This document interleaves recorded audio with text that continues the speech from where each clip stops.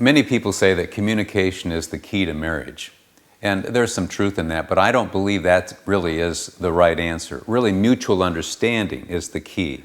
What do I mean? If I speak perfect Spanish and you speak perfect English, but neither one of us speaks the other language, we can communicate perfectly in our own mother tongue, but the other doesn't understand what it is we're saying.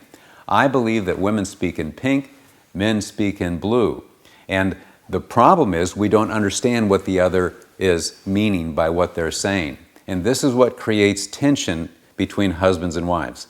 And the love and respect message will bring clarification of that and will result in a mutual understanding and thus better communication.